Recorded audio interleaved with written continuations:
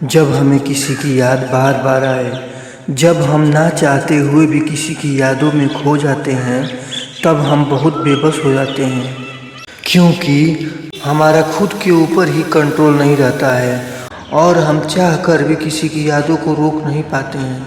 और यह ऐसा समय होता है कि हमें कुछ भी समझ नहीं आता है कि क्या गलत है क्या सही है। आखिर हमें किसी की याद इतनी क्यों आती है, किसी की याद बार बार क्यों आती है? क्या वह शख्स हमें बार बार याद कर रहा है?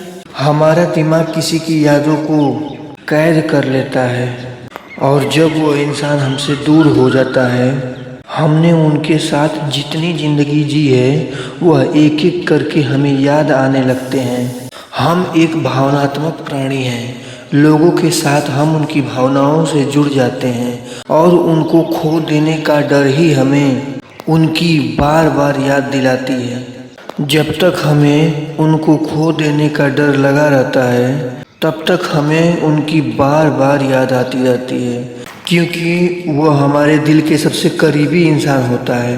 अगर आप भी किसी शख्स को अपने दिमाग से निकाल नहीं पा रहे हैं, तो ये वो समय है। दो प्यार करने वाले अपने दिल से एक दूसरे को निकाल नहीं पा रहे होते हैं और दोनों अलग हो जाते हैं, और जो शख्स सबसे ज़्यादा प्यार किया होता है वह अपनी प्रेमिका को ज़्यादा याद करता है, उसकी यादों में खोया रहता है, तड़पता रहता है।